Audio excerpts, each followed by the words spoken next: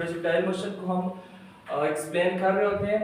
इसकी डायग्राम में हमने ऐसे बोलना है कि सपोज हमारे पास एक ऑब्जेक्ट है, यहाँ पे रेस्ट पे था, हमने इसे मूव करवाया और इस तरह से इसकी मोशन होगी कि वो 2 डायमेंशनल होनी चाहिए। तो आप कैसे मूव करवाओगे? एक्स एक्सिस से आपने कुछ एंगल रखना है, ठीक है।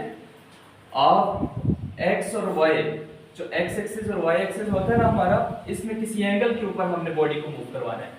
जो हमारा एंगल होना चाहिए वो 0 से ग्रेटर होना चाहिए और 90 से लेस होना चाहिए। एंगल हमारा कैसा होना चाहिए? 0 से ग्रेटर होना चाहिए, 90 से लेस होना चाहिए। और जब हम किसी भी बॉडी को मूव करवाएंगे इस एंगल के ऊपर, तो आप देखोगे कि वो बॉडी कैसे मूव करेगी, 2 डायमेंशनल मूव करेगी।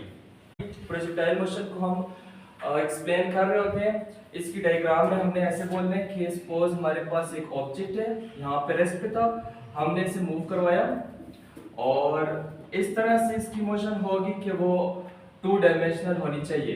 तो आप कैसे मूव करवाओगे? एक्स एक्सिस से आपने कुछ एंगल रखना है, ठीक है।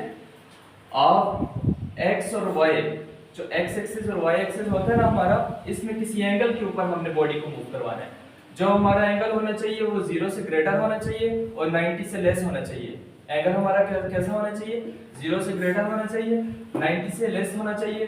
और जब हम किसी भी बॉडी को मूव करवाएंगे इस एंगल के ऊपर, तो आप देखोगे कि वो बॉडी कैसे मूव करेगी, 2 डायमेंशनल मूव करेगी।